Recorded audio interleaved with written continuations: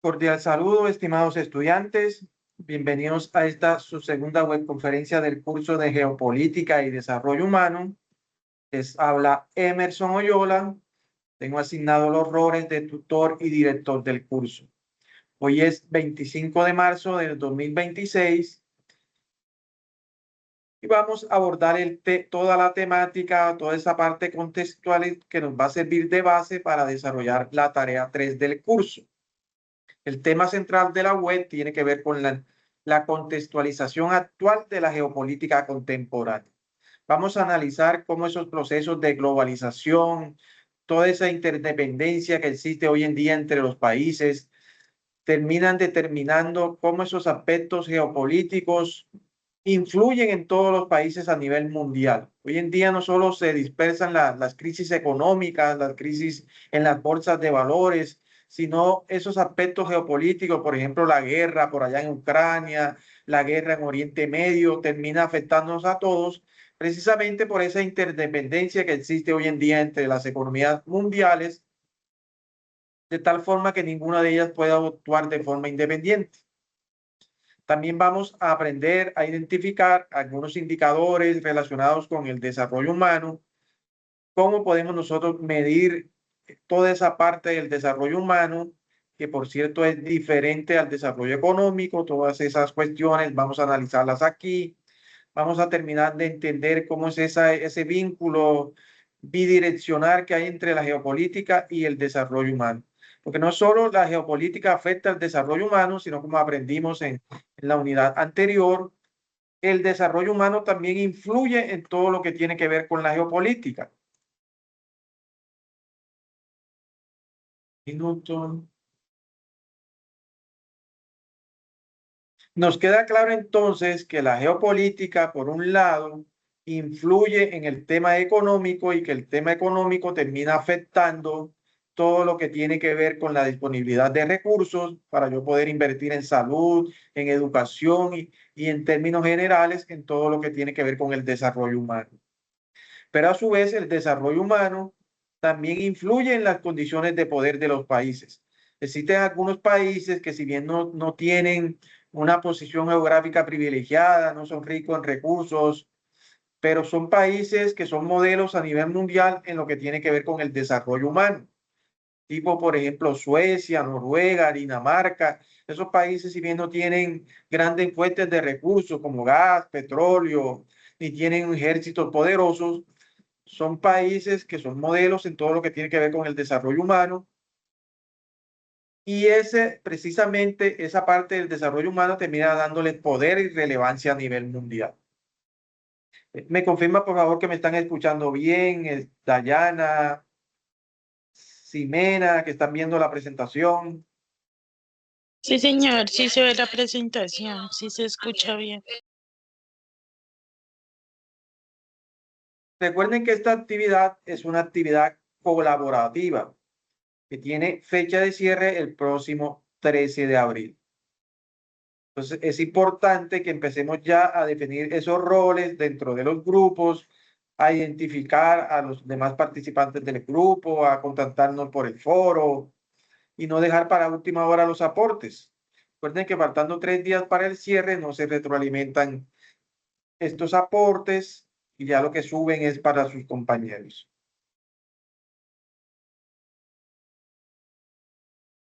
Entonces, como les decía, el tema central de hoy tiene que ver con la comprensión del desarrollo humano y la geopolítica contemporánea. Ya analizamos anteriormente toda esa parte histórica de la geopolítica, que por cierto vamos a recordar algunos de esos aspectos también en la presentación de hoy. Ya aprendimos cómo fue ese recorrido desde el inicio del término de la geopolítica, pasando por todas esas teorías clásicas, por todo lo que tuvo que ver con la Guerra Fría. Toda esa parte histórica ya la aprendimos en la unidad anterior. Ahora vamos a analizar la situación actual del tema de la geopolítica, cómo es la parte contemporánea de toda esa relación que existe entre la geopolítica y el desarrollo humano.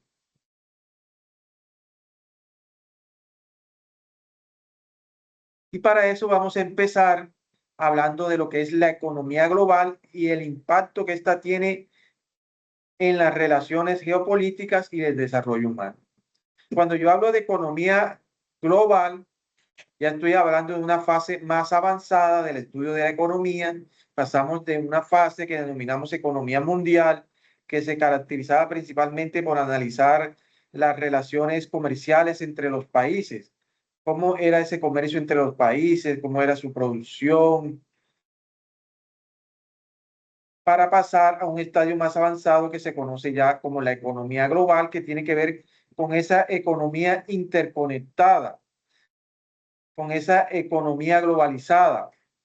Ya no se trata solamente de las relaciones comerciales, sino de todo un sistema integrado en que las decisiones económicas de un país pueden tener efectos inmediatos en otros países.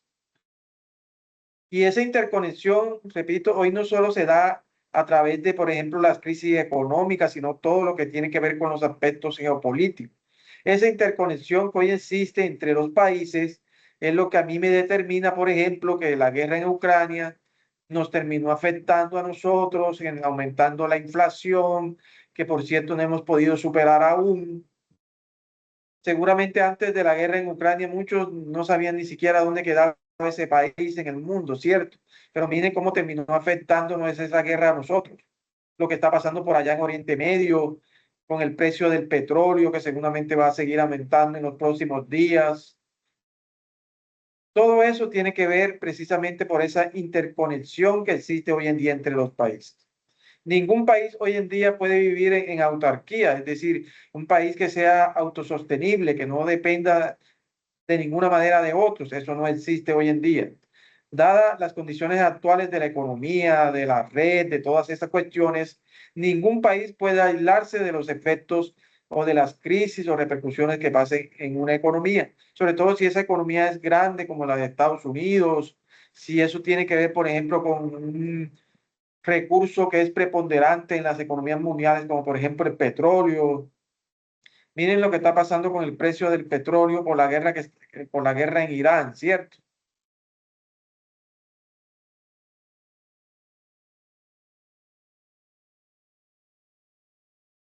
Esa interdependencia entre los países, lo que les decía, que ningún país puede ser autosuficiente, ningún país en términos absolutos puede decir que depende exclusivamente de él, se manifiesta principalmente en cuatro ámbitos. Primero, lo que tiene que ver con el comercio. Bienes y servicios circulan alrededor del mundo gracias a los tratados internacionales, las cadenas globales de valor. Por ejemplo, vemos cómo estos celulares, los iPhone, se producen en diferentes partes del mundo. El iPhone, si bien se diseña en Estados Unidos, la pantalla viene de por allá de Corea, las cámaras son de Japón, los chips son de Taiwán y terminan ensamblándolo por allá en China. Y todo eso se debe precisamente a esta interconexión que existe hoy en día a nivel mundial. Se dan casos extremos, por ejemplo, que miren que estos celulares, si bien la casa matriz, la Apple, está en Estados Unidos, se terminan ensamblando por allá en China. Miren lo paradójico que si Estados Unidos le aumenta los impuestos a China, estos celulares que vienen de por allá de China van a venir a un precio más alto para los propios estadounidenses. Es más, a pesar de, miren que el presidente Trump salió a decir que por qué esos celulares no se fabricaban acá en Estados Unidos y los expertos salieron a decir que Estados Unidos actualmente no tiene la tecnología para terminar de ensamblar esos celulares. Otro aspecto preponderante, además del comercio, en toda esta cuestión de la interconexión mundial, tiene que ver con las finanzas. Los mercados bursátiles, la inversión extranjera y las remesas que conectan a los países. Todas las bolsas del mundo casi que están interconectadas. Si, por ejemplo, se cae la bolsa de Nueva York, seguramente eso va a terminar afectando todas las bolsas del mundo, porque esta es quizá la bolsa de valores principal a nivel mundial. La inversión extranjera que mueve la economía de los países. Esta inversión es hoy en día quizás una de las fuentes preponderantes para que las economías de los países salgan adelante. De hecho, uno de los problemas actuales que nosotros tenemos en Colombia tiene que ver precisamente con la inversión o la disminución, perdón, de esa inversión extranjera directa. Y eso ha traído repercusiones económicas para nosotros, porque los extranjeros, digamos que no han encontrado esas condiciones favorables para invertir en nuestro territorio. Y eso termina afectando la economía. Y si termina afectando la economía, pues lógico va a terminar afectando toda esa parte que tiene que ver con el desarrollo humano. Te repito, la relación entre geopolítica y desarrollo humano pasa primero por la economía. Si un país no tiene los recursos suficientes para invertir en desarrollo humano, seguramente las condiciones de la población van a ser más precarias que otros países que sí tienen los recursos para invertir en toda esa parte del mejoramiento de las condiciones de vida de las personas. Las remesas. La remesa, por ejemplo, en el caso colombiano, toda esa región por allá de la región de Antioquia, de los Santanderes, todo eso depende en gran medida de esas remesas que envían los colombianos que están en Estados Unidos, que están en España. Esa plata que viene de por allá, créanme que constituye una fuente de ingreso preponderante para esas personas en esas regiones del país. Tenemos además la tecnología, el desarrollo, la innovación tecnológica que se difunden globalmente, por ejemplo, el Internet, la inteligencia artificial. Hoy en día casi que no se concibe la economía mundial sin el Internet, o sea, uno se pone a imaginar qué sería de esa economía global si no existiera el Internet.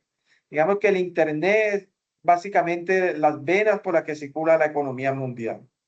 Que si se cayera el Internet a nivel mundial, seguramente las repercusiones serían drásticas y considerables, ¿cierto?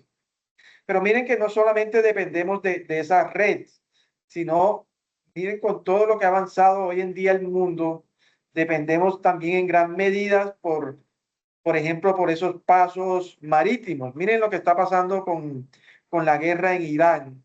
Hay un estrecho que controla Irán, que se llama el estrecho de Hormuz. Es una franja que mide alrededor de unos 33 kilómetros y por ese estrecho pasa aproximadamente el 20% del petróleo que se consume a nivel mundial. Y es por eso que como Irán está en guerra, ha tomado la decisión de frenar el paso de esos buques por ese estrecho y miren todas las condiciones o todos los efectos que eso está generando en la economía mundial, sobre todo en lo que tiene que ver con el precio del petróleo.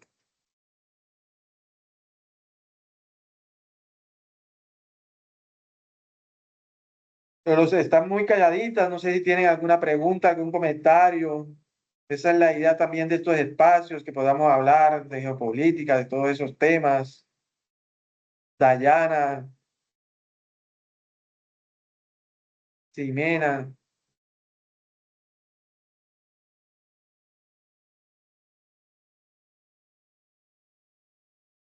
Y por último, y como un factor también preponderante en todo lo que tiene que ver con esa interdependencia entre los países, es el tema de los recursos. Materias primas como el petróleo, el gas, los alimentos, los minerales que son producidos, extraídos en unos lugares del mundo y se consumen en distintos lugares del planeta. Entonces miramos cómo estos cuatro elementos esenciales determinan todo lo que tiene que ver con la interconexión a nivel mundial de los países: el comercio, las finanzas, la tecnología y los recursos.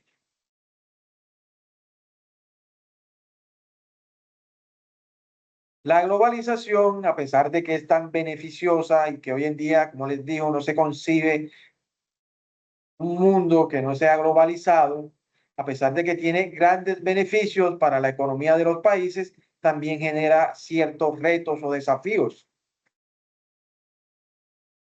Ya sabemos que esa globalización trae beneficios como el crecimiento económico, crecimiento impulsado por la inversión extranjera, por las remesas, por todo lo que tiene que ver con la tecnología. También promulga lo que tiene que ver con el acceso a tecnología, la apertura a nuevos mercados.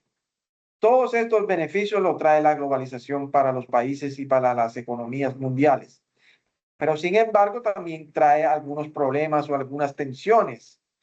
Miremos cuáles son esos problemas o tensiones que genera la globalización. Por un lado, tenemos todo lo que tiene que ver con la desigualdad.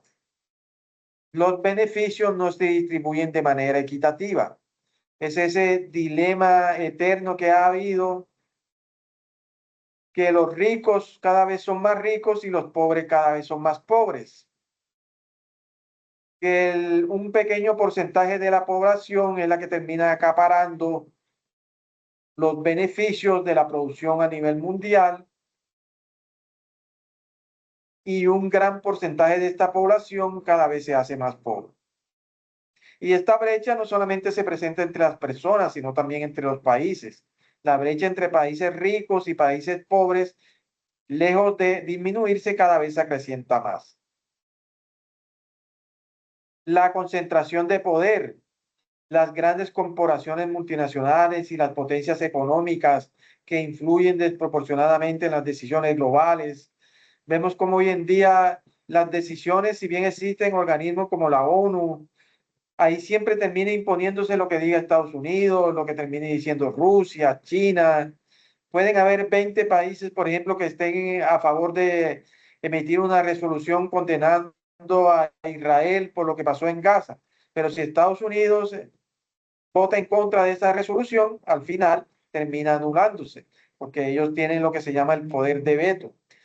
Entonces miramos cómo ese poder de esos países termina siendo preponderante, termina influyendo en las decisiones a nivel mundial. Y no son solamente los países, también existen las grandes multinacionales, las grandes corporaciones que también ejercen hoy en día una influencia preponderante en todo este tema geopolítico. Esas corporaciones como el Microsoft, Apple, las grandes compañías petroleras, esas son empresas que tienen un poder grandísimo, incluso para comprar estados, para comprar decisiones políticas. La globalización también genera tensiones geopolíticas. Las rivalidades entre los países por los recursos, la influencia tecnológica o el poder militar genera conflictos que afectan la estabilidad económica mundial. Y es por eso que vemos hoy en día todas esas tensiones que se están presentando a nivel mundial, no es sino que nosotros prendamos el televisor y pongamos el canal de noticias para que veamos, por ejemplo, lo que está pasando en Venezuela, lo que está pasando en Cuba, la guerra en Oriente Medio, la guerra en Rusia, lo que pasa por allá en el mar de China, las tensiones de China con Taiwán, con Japón, el problema que hay entre la Corea del Norte, Corea del Sur. Todos esos son rivalidades o cuestiones geopolíticas. Todo eso tiene que ver con aspectos geopolíticos.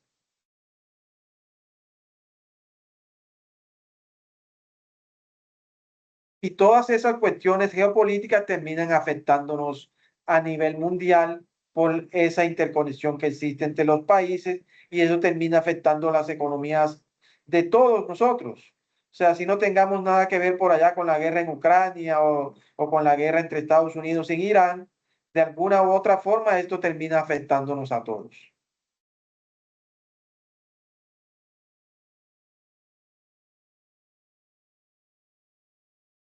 ¿Qué es entonces o qué entendemos hoy nosotros por el tema de la geopolítica contemporánea?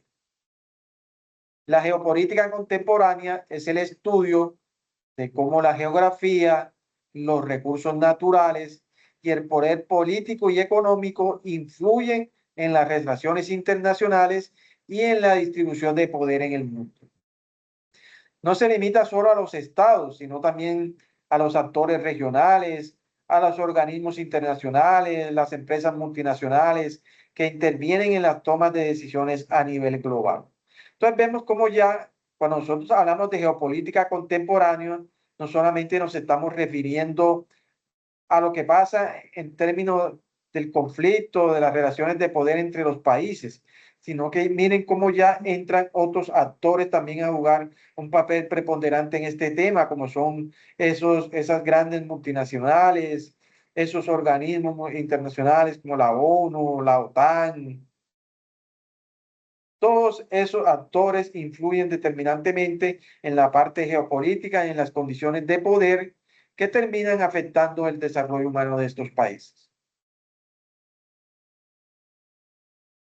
Miremos o recordemos más bien un poco acerca de la historia de la geopolítica, que si bien lo analizamos en la unidad anterior, vamos a recordar, este término surgió por allá a finales del siglo XIX, que lo introdujo un politólogo que hacía parte del Congreso por allá de Suecia, Rudolf Kellerman, quien lo definió como la ciencia que estudia el Estado, como un organismo geográfico.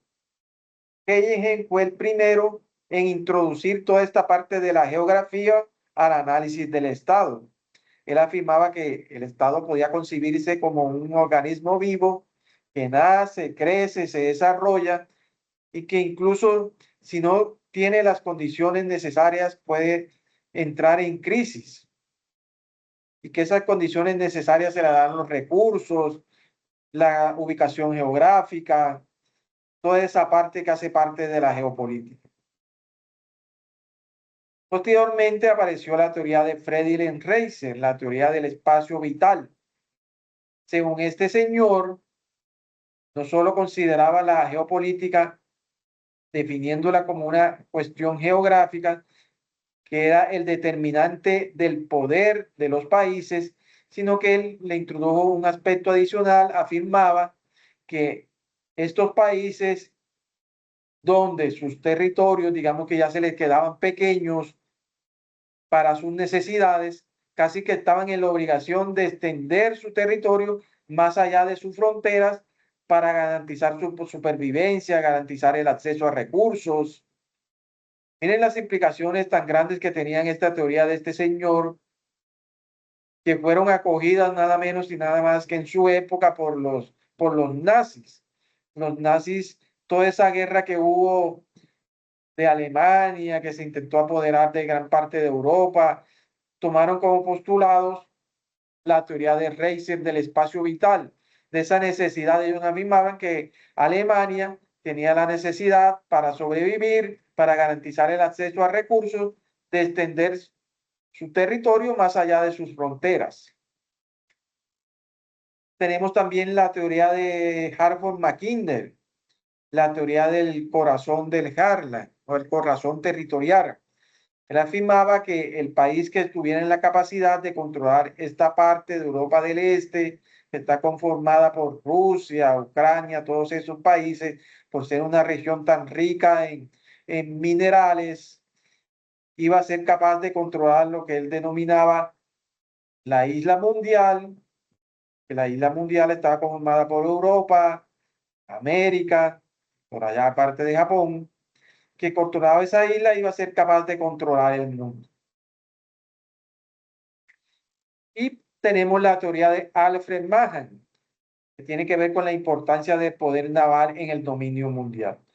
Él afirmaba que quien controlaba los mares iba a ser capaz de controlar el comercio mundial, y si controlaba el comercio mundial iba a ser el país preponderante, el país con ese gran poderío. Esta teoría, por ejemplo, de Mahan, hoy en día la aplica casi que al pie de la letra a Estados Unidos. Ese poder militar que tiene Estados Unidos, que hace que su armada sea la más poderosa del mundo, es la que le da en gran parte ese preponderancia, ese poder que este país tiene hoy en día. Miren cómo estas teorías, que si bien son de siglos pasados, si uno se pudiera a analizar cómo estas teorías se aplican hoy en día a los conflictos geopolíticos, yo le encontraría espacio en todas esas guerras, en todos esos conflictos que actualmente se están dando, ¿cierto? Por ejemplo, la teoría del espacio vital es tal cual lo que está aplicando Rusia. Rusia lo que busca con la guerra en Ucrania no es más sino de extender las fronteras o su territorio más allá de sus fronteras, controlar toda esa parte o todos esos recursos que tiene Ucrania. Vimos, por ejemplo, cómo Estados Unidos afirmaba en estos días que ellos tenían que estar en la capacidad de controlar la isla de Groenlandia, que eso era vital para ellos poder extenderse hasta allá. La teoría del poder naval, como les comentaba, de Mahan, tan eficiente hoy en día. En su época Inglaterra, que tenía la armada más poderosa del mundo, que por eso por sí se llamaba la Armada Invisible, es el país más poderoso del mundo. Y hoy en día vemos cómo ese país que tiene la armada más poderosa es Estados Unidos y es por eso la gran superpotencia hoy en día a nivel mundial. Entonces vemos cómo estas teorías podemos aplicarlas hoy al análisis de la geopolítica o de los problemas que están ocurriendo a nivel mundial en todo lo que tiene que ver con la geopolítica. La Guerra Fría, que fue la que dominó toda la esfera esa de la geopolítica en el siglo XX, lo que se dominó la bipolaridad entre Estados Unidos y Rusia, esa guerra fría entre el capitalismo versus el comunismo. Por un lado, Estados Unidos como un país democrático, de libre mercado, y por el otro lado, Rusia, un país donde el Estado es quien controla los medios de producción, donde existe un partido único. Lo que estaba en juego en esa época era una guerra casi que ideológica. ¿Qué país era capaz de imponer esa ideología capitalista y esa ideología comunista a nivel mundial? Tanto así que Estados Unidos miraba como enemigo a todos esos países que acogieran precisamente ese comunismo como ideología. Por eso fue que se presentaron las guerras de las dos Coreas, las guerras en Vietnam, en Afganistán, precisamente esa guerra entre el capitalismo y el comunismo. Hoy en día, en el siglo XXI, la geopolítica mundial está denominada por lo que se conoce como la multipolaridad. O sea, ya no es solamente Rusia y Estados Unidos, sino que ahora intervienen otros actores. Y ahora, por un lado, está también la Unión Europea, está China. Todos esos países hoy en día ya le disputan a Estados Unidos esa preponderancia económica, tecnológica, lo que tiene que ver con la energía, la seguridad.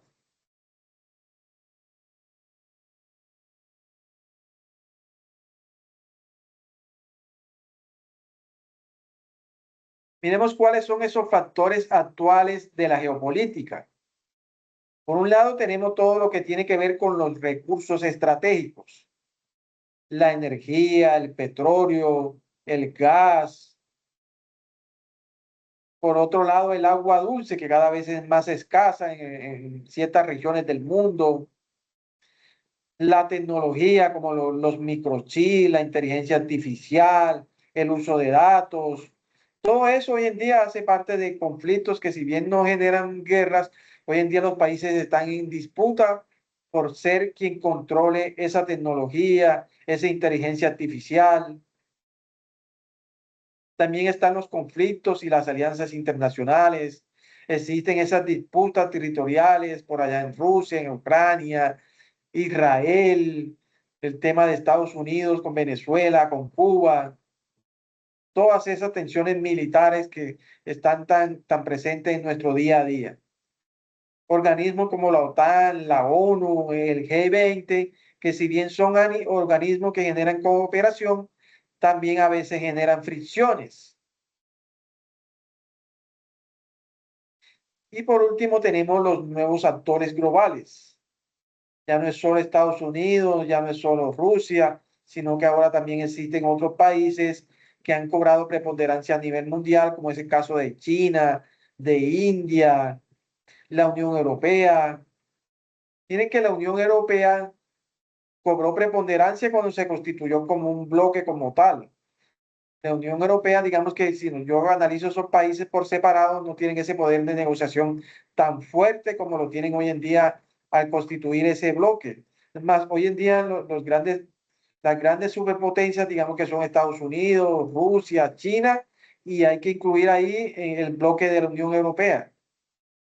También tenemos estos organismos como la ASEAN, el Mercosur, que favorecen la cooperación y el comercio entre los países.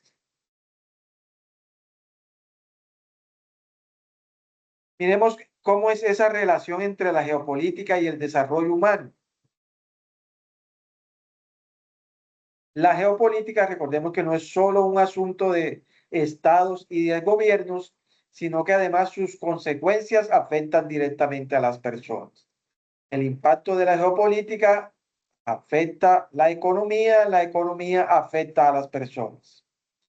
¿Cuáles son esos aspectos geopolíticos que afectan el desarrollo humano? Por un lado, tenemos todo lo que tiene que ver con las guerras y los conflictos armados, que provocan crisis humanitarias, pobreza, desplazamientos forzados. Si no, miremos, por ejemplo, todo lo que pasó por allá con la guerra de Gaza. La guerra definitivamente no trae nada bueno, ¿cierto? Y sobre todo para el país que es, digamos que receptor de esa guerra. Seguramente ahora la crisis que se le viene a Irán por la guerra que está librando actualmente va a ser muy grande en términos humanitarios, ¿cierto? Eso va a generar desplazamiento y va a terminar generando pobreza. Se va a ver reflejado sin lugar a duda en todo lo que tiene que ver con el desarrollo humano.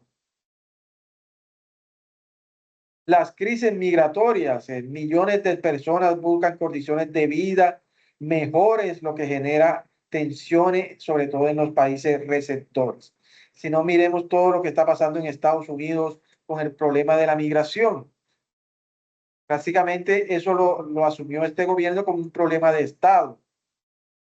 La migración en el gobierno actual casi que le achaca todos los males que están viviendo ellos allá, porque esa migración, según ellos, ha traído muchos aspectos negativos, como lo que tiene que ver con el narcotráfico, los delitos de todo tipo. Y es por eso que este gobierno, por ejemplo, de Estados Unidos, le ha declarado casi que una guerra total a los migrantes de ciertos países.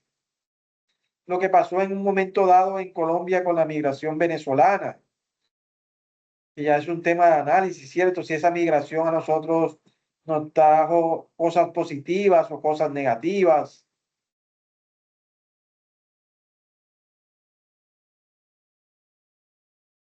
¿Será que esa migración a nosotros terminó afectándonos positiva o negativamente? Muchos dirán que nos afectó negativamente porque trajo por un lado delincuencia y por el otro, si lo miro desde el punto de vista económico, mano de obra más barata que entró a competir con la mano de obra colombiana. Otros podían decir que esa migración trajo efectos positivos porque los trabajadores venezolanos son buenos trabajadores, en fin, ya son temas de discusión. Pero esa migración termina de alguna u otra forma afectando la economía de los países y termina repercutiendo en las condiciones de vida de las personas.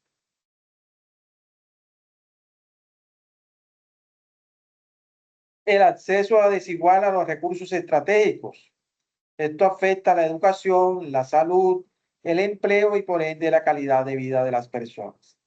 Aquellos países con recursos, aquellos países con condiciones geopolíticas privilegiadas, seguramente van a ser países que van a tener mejores condiciones para invertir en todo el tema del desarrollo humano. Ahí entra, por ejemplo, el tema de discusión en lo que tiene que ver con el caso colombiano. Analicemos, por ejemplo, por qué Colombia, que es un país que tiene una posición geográfica privilegiada, que es un país que tiene acceso a recursos. Nosotros tenemos gas, tenemos petróleo, tenemos oro, tenemos níquel, carbón, tenemos agua dulce. En fin, somos un país rico en recursos porque a pesar de que nosotros tenemos esos recursos estratégicos, no hemos podido sacarle todo el provecho que deberemos sacarle para que hoy en día Colombia sea un país geopolíticamente preponderante a nivel mundial. ¿Qué ha pasado en Colombia para que nosotros geopolíticamente hoy en día no ocupemos un lugar tan importante como por ejemplo ocupa hoy en día Panamá? Mire que Panamá es un país pequeñito por allá en Centroamérica, que por esa posición que tiene y por ese canal es un país que hoy geopolíticamente es preponderante. Nosotros tenemos acceso a dos mares, de los pocos países en el mundo que tiene costa en dos océanos. ¿Y por qué no hemos podido sacar provecho de eso? ¿Por qué nosotros geopolíticamente no somos preponderantes a nivel mundial?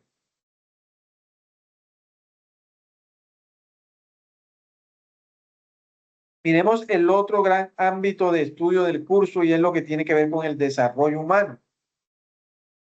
¿Qué es eso del desarrollo humano? Digamos que esto es una medida que va más allá del crecimiento económico. Es decir, yo no puedo equiparar el desarrollo humano solamente al crecimiento económico, sino que se centra en ampliar las oportunidades y capacidades de las personas, considerando aspectos como la salud, la educación y el nivel de vida en términos generales, condiciones materiales y recursos que permitan mejorar el bienestar. En otras palabras, mide la calidad de vida, no solamente la riqueza de un país.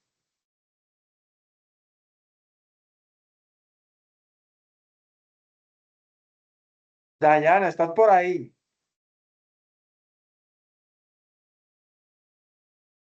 Buenas noches, profe. Sí, estoy aquí atenta a la clase. ¿Y qué opinas de todo lo que hemos dicho de la geopolítica, del desarrollo humano? Sobre todo el planteamiento de por qué nosotros, como si somos un país privilegiado geopolíticamente, todo lo que tiene que ver con la ubicación geográfica y los recursos, no hemos podido sacarle provecho a todo eso. Que mira que nosotros, sí, te escucho. Me parece que es por la mala administración, pues, del gobierno y que no se ha hecho inversiones adecuadas a tecnología, de pronto al desarrollo de vías, al desarrollo de la infraestructura y la tecnología, ¿no? La educación también es importante para que podamos acceder, pues, a no de pronto importar todas las cosas, sino más bien aquí construirlas y poder exportarlas. Entonces, mira que si nosotros miremos que la definición como tal de geopolítica, nosotros aquí lo tenemos todo. La ubicación geográfica la tenemos, los recursos los tenemos, pero entonces falta, según tú, la voluntad política, ¿cierto? Entonces esto ya pasa es por los gobiernos, o más bien por los malos gobiernos.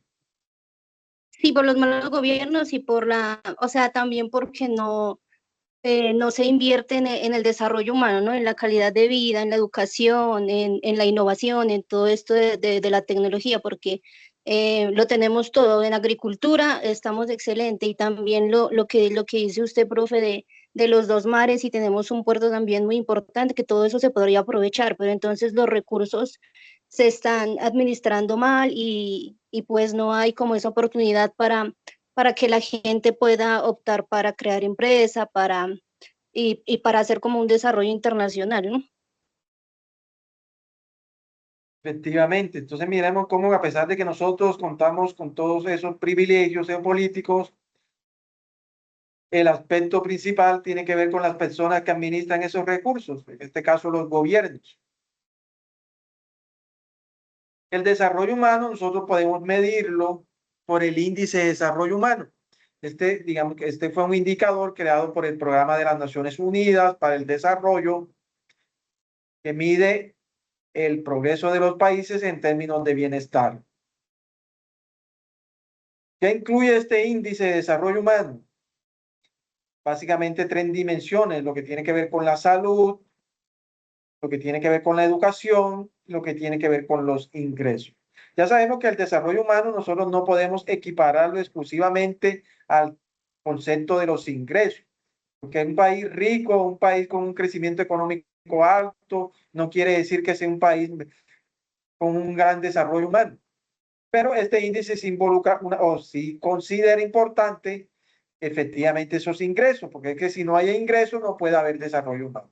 Es decir, si las personas no tienen empleo, si las personas no tienen fuentes de ingresos, seguramente las condiciones de vida de esas personas van a ser precarias, ¿cierto? Entonces, este índice involucra esos tres aspectos. La salud, que está representada por la esperanza de vida al nacer, la educación, que se mide por los años de escolaridad, y lo que tiene que ver con los ingresos que se mide a través del PIB per cápita. Combina estos tres elementos y saca un índice. Ese índice clasifica a los países con un alto nivel de desarrollo humano, bajo desarrollo humano. El índice está entre 0 y 1. Aquellos países que tengan ese índice más cercano a 1 son países que se consideran con un alto desarrollo humano, y por el contrario, los que lo tengan más cercano a 0 son países con un bajo índice de desarrollo humano.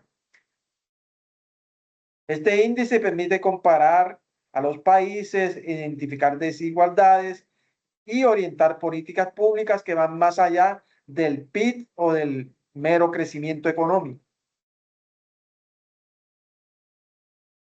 Es importante tener en cuenta esta parte y es lo que tiene que ver con la diferencia entre desarrollo económico y desarrollo humano. Ya sabemos que el desarrollo económico se mide a través del crecimiento económico. Y el crecimiento económico, como estudiantes de economía, sabemos que se mide a través del Producto Interno Bruto. Si el Producto Interno Bruto, es decir, si la producción nacional creció de un año a otro, se dice que hubo desarrollo económico. Y por el contrario, ya sabemos que el desarrollo humano ya se enfoca es en las personas y en mejorar las oportunidades de vida de las personas. Desarrollo humano, desarrollo económico y desarrollo humano no se pueden equiparar, pero no puede haber desarrollo humano sin desarrollo económico. Eso está claro, que un país que no crezca, un país que esté estancado, un país que esté en crisis, que no genere recursos, eso va a terminar afectando el desarrollo humano de las personas. No puede haber desarrollo humano si no hay desarrollo económico. Pero no todo el desarrollo económico se ve reflejado en el desarrollo humano. Es decir, no porque un país esté creciendo su economía, eso quiere decir que por eso el desarrollo humano esté mejorando. No, porque ahí entran, por ejemplo, los factores que estábamos analizando y es lo que tiene que ver con la forma como se administran esos recursos. Y es que nosotros podemos ver, por ejemplo, encontrar países por allá en el África, que son países que tienen un desarrollo económico, es decir, el crecimiento de la economía es importante, pero vaya y mire cómo están las condiciones de vida de las personas. O si no, miremos aquí en el caso colombiano, miremos cómo es el PIB de La Guajira, por ejemplo. Seguramente si usted analiza el PIB de La Guajira, va a ser mucho mayor que el PIB de otras regiones del país. Pero vaya y mire si todos esos recursos que genera La Guajira se ve reflejado en las condiciones de vida de las personas. Seguramente la respuesta es no, porque en La Guajira incluso hay personas, hay sectores que no tienen ni siquiera acceso a agua potable. En La Guajira mueren niños de hambre. ¿Y por qué? Porque el mal manejo precisamente que se le da a ese desarrollo económico. Entonces, para que pueda existir desarrollo humano se necesita desarrollo económico. Y para que ese desarrollo económico se vea reflejado en el desarrollo humano, sin lugar a duda, ahí entra en juego todo lo que tiene que ver con los gobiernos, con las personas que administran precisamente esos recursos. Si no hay buena administración de ese desarrollo económico, no va a haber un buen desarrollo humano. Miremos cómo podemos medir nosotros ese desarrollo humano, algunos indicadores claves del desarrollo humano. Pues ya sabemos, por un lado, lo que es el Producto Interno Bruto, ¿cierto? Eso es un indicador que permite medir el crecimiento económico de los países, el tamaño de la economía con relación a ese Producto Interno Bruto. El PIB per cápita, que no es sino dividir el Producto Interno Bruto entre el número de habitantes de un país. Aunque digamos que este es un indicador engañoso en el sentido de que si no quiere decir que si la economía generó 1.000 millones de dólares y esos 1.000 millones los dividimos entre toda la población, todos salimos a un determinado porcentaje, un determinado valor. Desafortunadamente eso no pasa en la economía actual, ¿cierto? Porque no todo eso que nosotros producimos se distribuye equitativamente, sino que unos pocos son los que terminan acaparando toda esa riqueza que nosotros generamos. Pero sí es un indicador que me invita a medir a mí la riqueza de un país. Es un indicador que se utiliza para medir la riqueza de un país. A nivel de población, entonces tenemos lo que tiene que ver, ya tenemos que la población es el tamaño total de habitantes de un país, la tasa de fecundidad, que es el número promedio de hijos por mujer. Vimos en estos días cómo en Rusia el presidente va a sacar casi que un decreto para ponerle psicólogo a las mujeres porque la tasa de fecundidad en Rusia está disminuyendo y la población se está volviendo cada vez más vieja.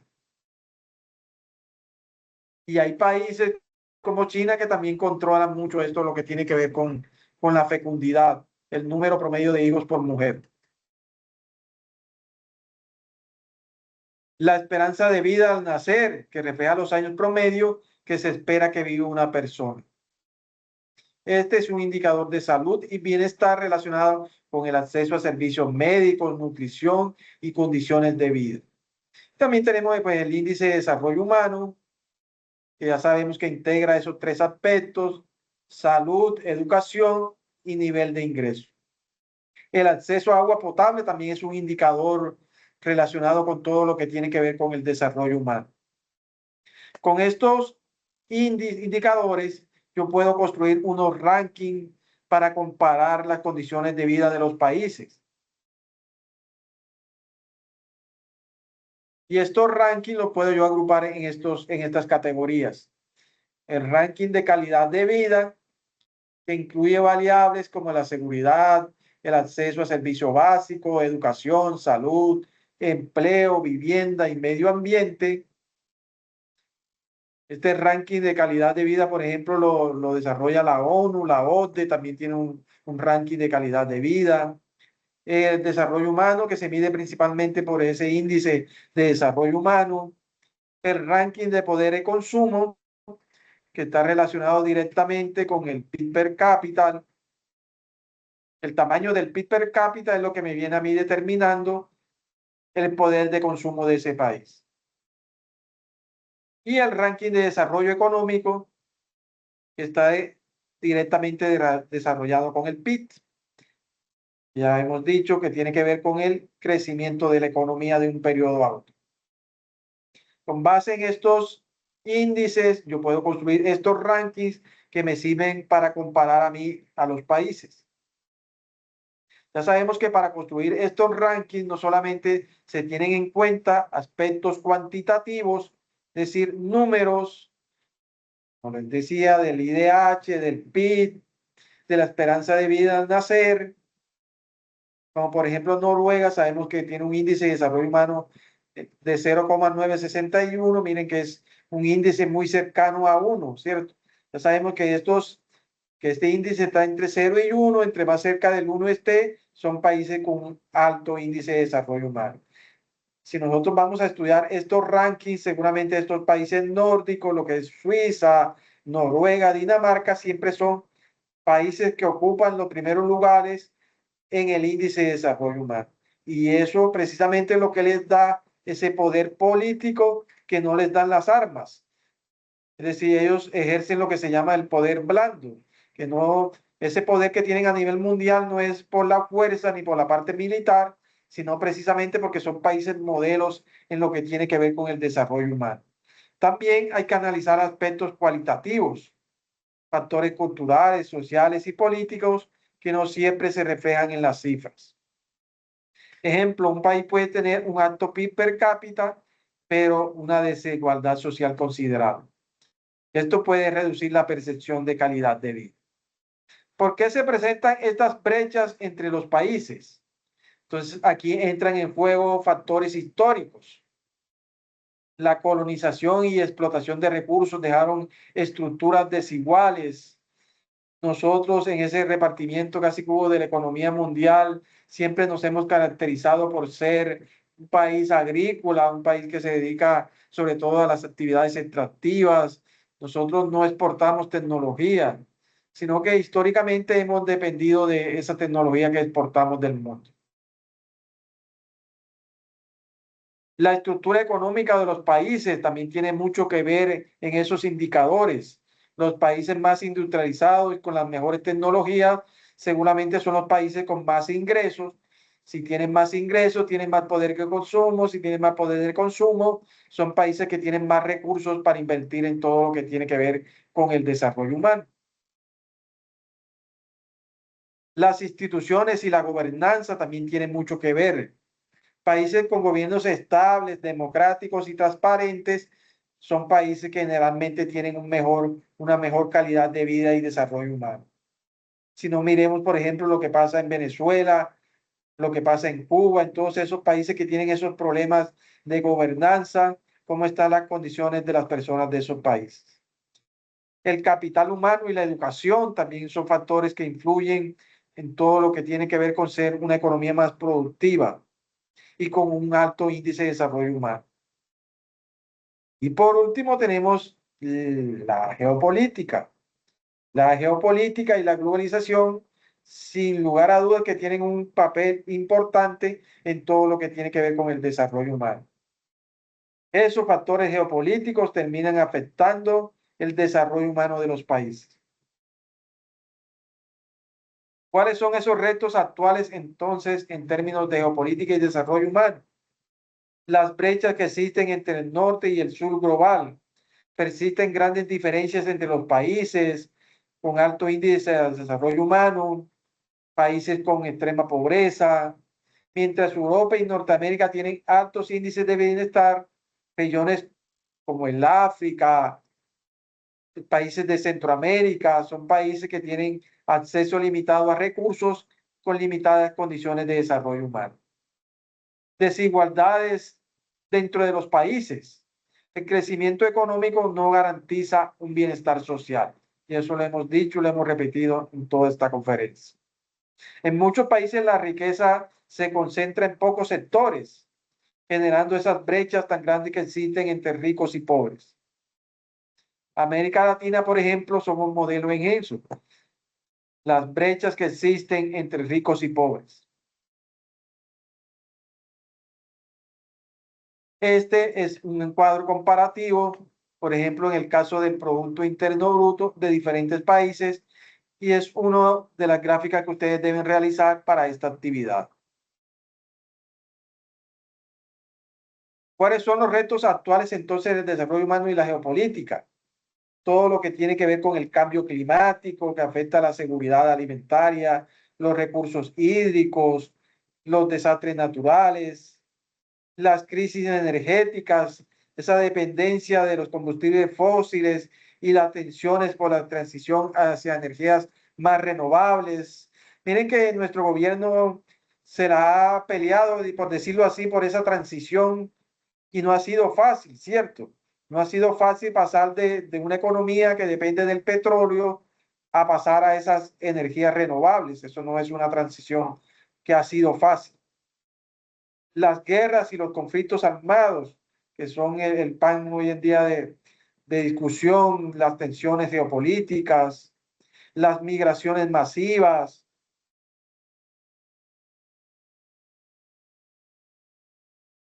Todo eso genera que existe una necesidad de cooperación internacional para el desarrollo sostenible. Es decir, los problemas globales no pueden resolverse de forma aislada. Entonces está claro que si nosotros no nos unimos como países, como civilización y de forma conjunta, todos tiramos el barco para el mismo lado, seguramente las cosas no van a cambiar. Aunque se han hecho grandes avances al respecto, como lo que tiene que ver con los objetivos de desarrollo sostenible, muchos dirían que eso se quedó, pues, sino en el papel, ¿cierto? Que a pesar de que son postulados muy bonitos, al final vayan y analicen si se están cumpliendo o no. Las alianzas internacionales, las políticas de cooperación que garanticen la reducción de las desigualdades y fomenten un desarrollo más justo. El compromiso entonces con esos objetivos de desarrollo sostenible, que como les decía, que si bien suena muy bonito en el papel, hay que mirar si eso efectivamente se está cumpliendo o no.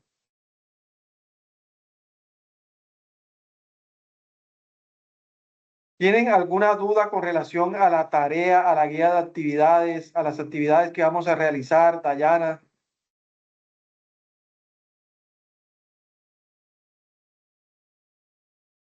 Miren que para esta tarea, ustedes inicialmente se les proporciona una tabla con los datos, 20 países, los datos del PIB, PIB per cápita, la población, la esperanza de vida al nacer, tasa de fecundidad, porcentaje de población con acceso a agua potable y el índice de desarrollo humano.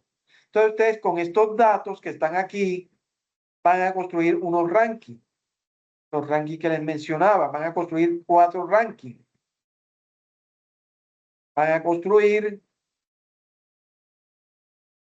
el ranking de calidad de vida, el ranking de desarrollo humano y el ranking de poder de consumo. Entonces van a elaborar una matriz como esta y van a clasificar a los países. ¿Qué país ocupa el primer ranking en calidad de vida del 1 al 20? ¿Qué país ocupa el número 1 en ranking de desarrollo humano? Ya sabemos que el ranking de calidad de vida, aquí es donde ustedes tienen que sacar, digamos, un promedio, tienen que analizar lo que es la esperanza de vida al nacer y el acceso al agua potable, y con base en esos dos es que van a sacar este ranking. El ranking de desarrollo humano, pues simplemente lo toman con base en este índice de desarrollo humano. Con este índice de desarrollo humano, ustedes construyen este ranking de desarrollo humano.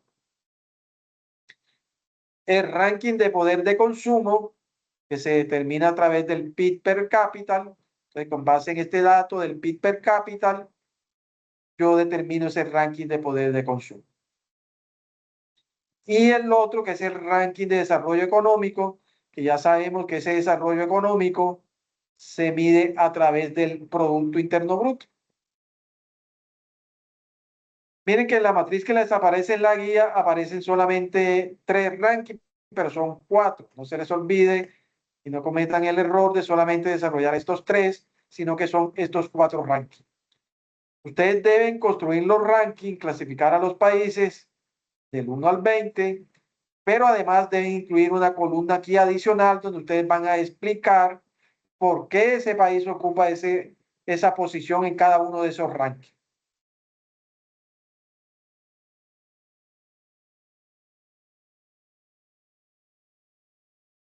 ¿Sí nos queda clara la actividad que vamos a desarrollar o tienen alguna duda? Sí, está claro, tutor. Elaboro la matriz y justifico. Hay que justificar los 4 rankings.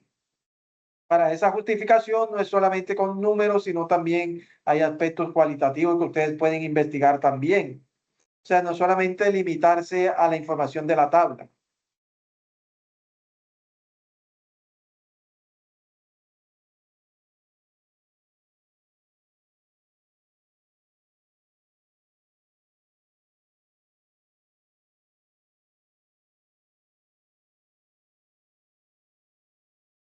¿Tienes alguna duda, alguna pregunta, algún comentario, Dayana?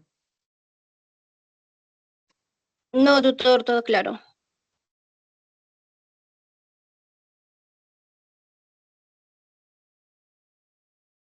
No hay dudas, no hay preguntas. Recuerda, fecha de cierre de la actividad, 13 de abril. Es una actividad colaborativa. Si es colaborativa, hay que reflejar aportes en el foro y que eso que reflejen los aportes en el foro sean los que al final terminen incluyendo en el trabajo final. Listo, tutor, bueno.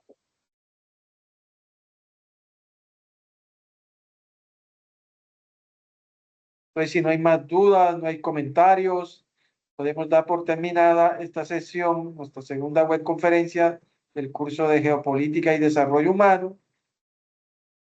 Quedamos pendientes de la realización del CIPAS para seguir aclarando dudas. Gracias, tutor. Buenas noches. Buenas noches, Dayana.